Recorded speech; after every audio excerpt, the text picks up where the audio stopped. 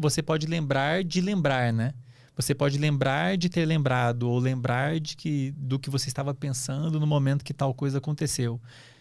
Aliás, isso me lembra de um ponto importante, que as nossas memórias, muitas vezes, a nossa memória, ela é muito falha. Ela não reflete a realidade. Isso é uma coisa super discutida na área de memória, inclusive tem implicações importantíssimas na área do direito. Porque ela é muito maleável. Se a gente está fazendo uma parada aqui, acho que agora eu estou lembrando, sei lá, eu já falei de tanta coisa em tantos momentos. Se a gente está falando, a gente está aqui conversando, sei lá, a gente vê um vídeo, eu e você, que a gente vê um vídeo, né? Você viu o vídeo. Você assistiu o vídeo e assistiu uma cena de alguém jogando, sei lá, um copo em outra pessoa. E aí desliga o vídeo e eu pego e te falo e te descrevo aquela cena. Fala, caraca, que da hora aquela cena, cara, você viu que ele jogou o livro, não sei o que lá. Dependendo do que eu te falar, eu posso mudar a sua memória. E você vai lembrar como se tivesse jogado outra coisa. Ela é falha, de certa maneira. Então, dependendo das outras informações que você tem depois, você pode mudar memórias anteriores. Você muda elas e você vai achar que aconteceu daquele jeito. Então, o que tem uma implicação enorme hoje em dia, fake news e informações que ficam por aí, elas podem alterar uma memória da pessoa, e ela vai relatar ela vai jurar que foi aquilo que aconteceu sem ter noção de que foi alterada a memória dela. Tem um livro de uma mulher que ela acusou o pai dela de abuso porque ela criou uma memória, porque ela ia numa terapia que era aquelas terapias de ficar lembrando de coisa do passado, né? E aí ela teve que pensar tanto em trazer uma novidade pro terapeuta, que ela criou uma memória de que ela tinha sido abusada. Tinha outros contextos também, ela tinha uma amiga que tinha sido abusada, tinha alguma falta de atenção do pai, e nessa de ficar forçando uma lembrança, ela criou uma memória de que o pai dela tinha abusado dela. Ela acusou o cara, foi na justiça, fez um monte de coisa. Depois ela descobriu que ela tinha inventado tudo. E ela escreveu o livro. É um livro em inglês, eu não lembro o nome agora. E ela relata como é que foi. Eu ainda não li, eu li isso num outro livro que eu tava lendo, que o cara citou esse livro. E ela criou uma memória que não tinha acontecido, destruiu a família inteira. E depois arrependeu e percebeu que ela tinha... E também vai que depois ela descobre que ela criou uma memória de que ela também não tinha acontecido isso com ela. Então a existência humana, ela é muito frágil. Sim, muito, cara. Porque a gente tá o tempo todo registrando acontecimento, mas a gente também tá atualizando as memórias que você já tem. Toda vez que você lembra uma coisa, você reativa uma memória, o que é até bom para fortalecer ela, mas você abre uma janela para modificá-la. Então, assim, você está estudando uma parada, você tem que tomar muito cuidado com a forma como a estratégia você usa para estudar, porque talvez você possa, na hora que você for revisar um conteúdo, reaprender errado. Então, assim, toda vez que você reativa uma memória, você pode atualizar ela, só que do jeito errado, e começar a lembrar errado.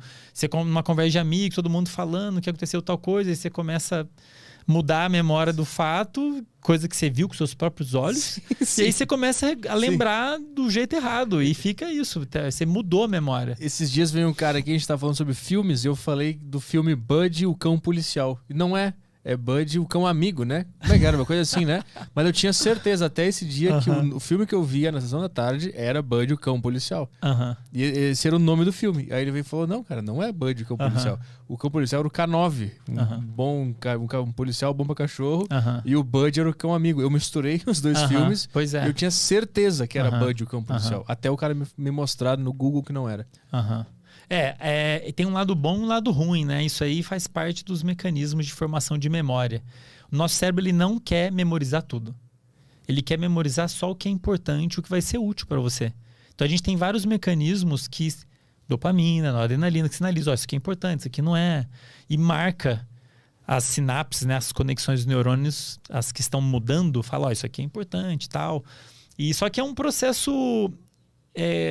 ele propositalmente é meio grosseiro, porque a gente não quer guardar todos os detalhes. Isso é contraproducente. Esquecer o que não é importante é super importante.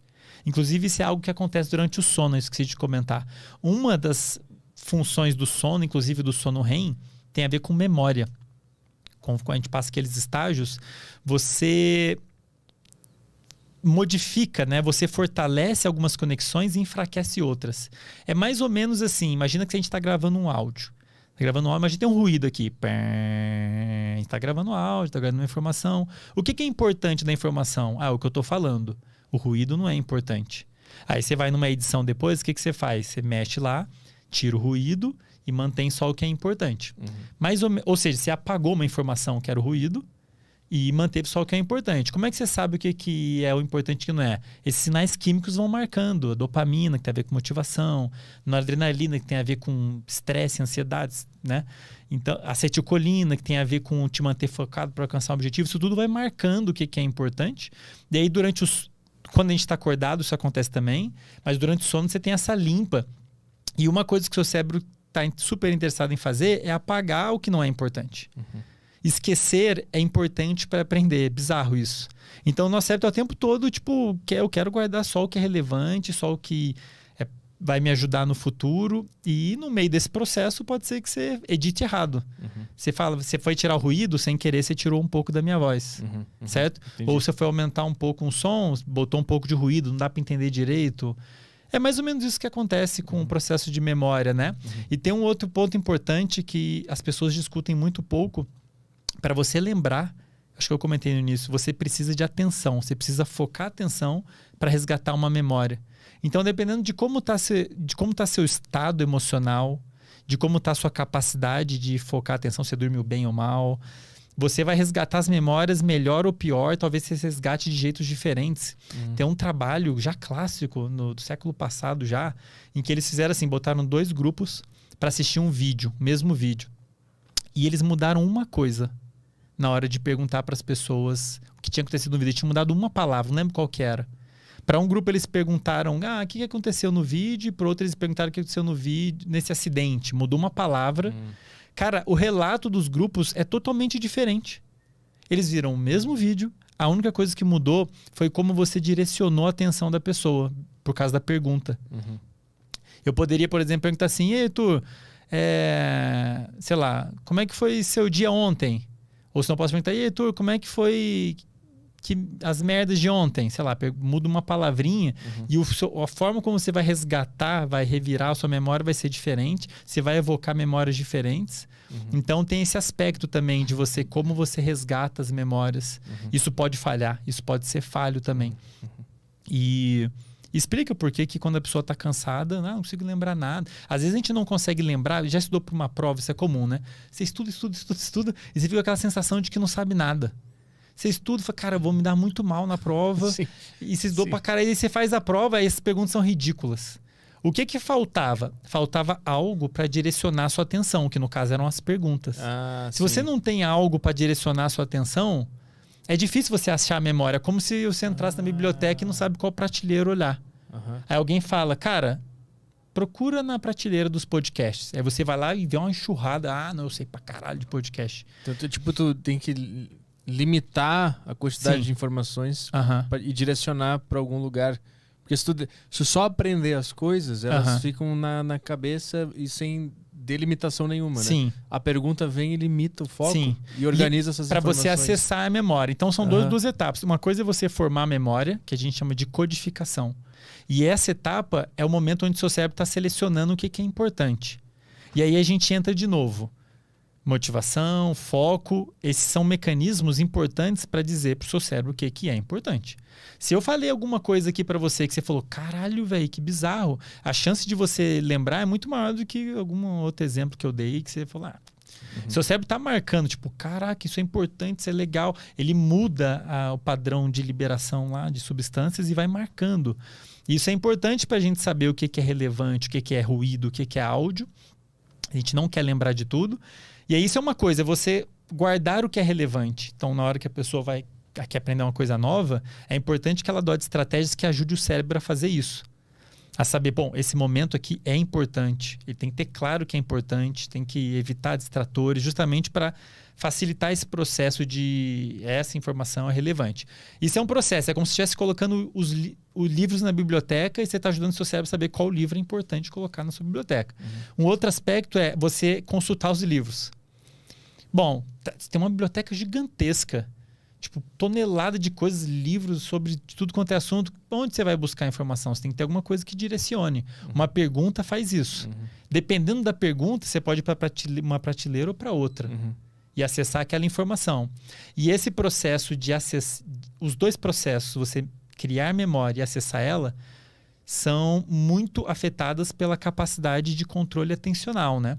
Na hora que você quer lembrar alguma coisa, você precisa estar com sua capacidade de atenção legal para você, tipo, conseguir chegar na prateleira, pegar o livro, certo? E é uma coisa que fica extremamente prejudicada, galera que dorme mal.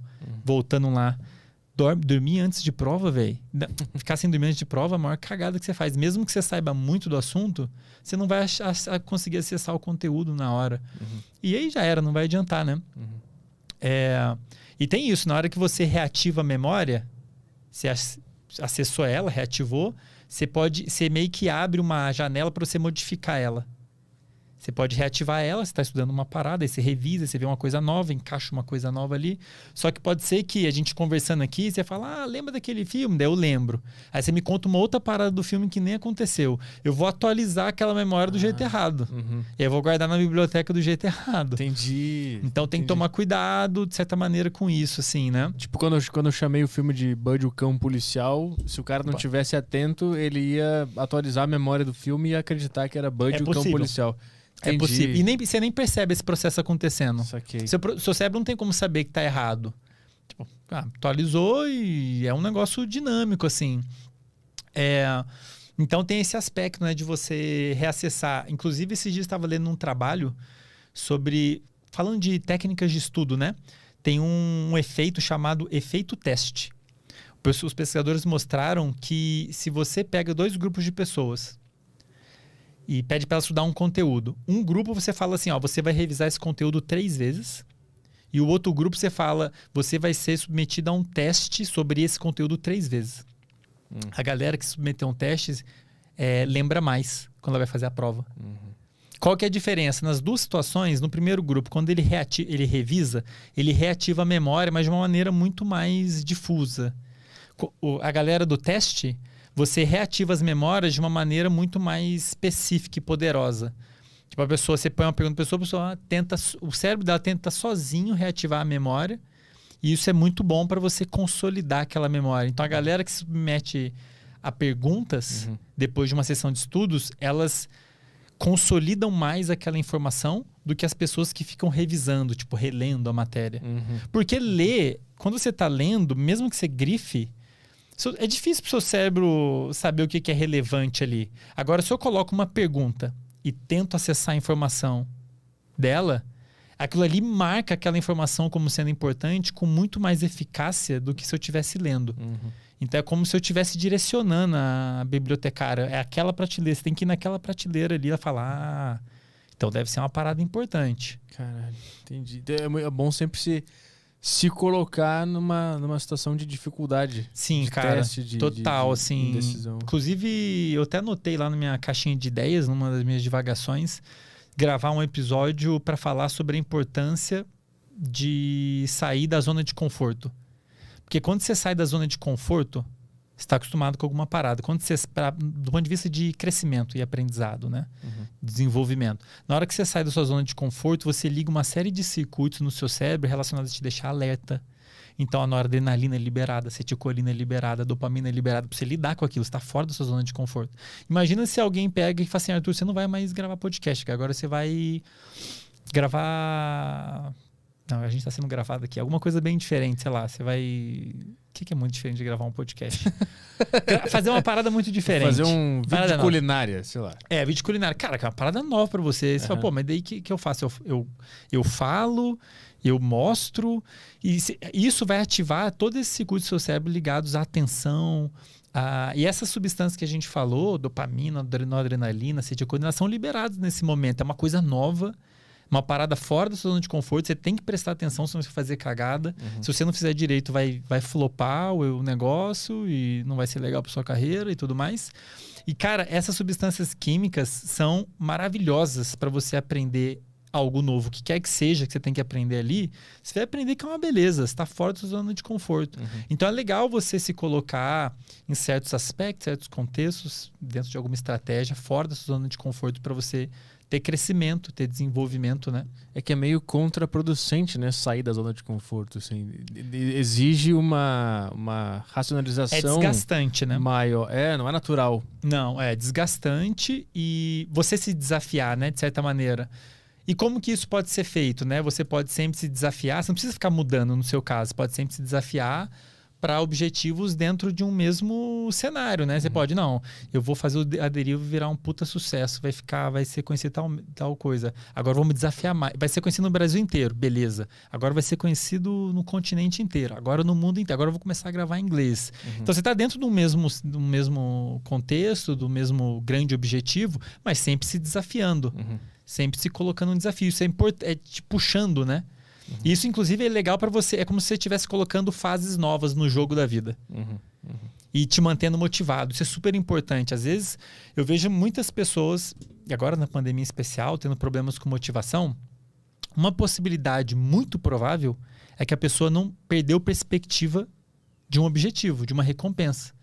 A pessoa não sabe onde ela quer chegar. O que você quer fazer? Onde você quer chegar? E aí é impossível você gerar motivação se não tiver claro o objetivo. Seu cérebro vai falar assim, para que eu vou fazer? Não tem zero dopamina, zero motivação. E se você se desafia, né, você vai se colocando naturalmente um pouquinho fora da sua zona de conforto, né? Não totalmente, né?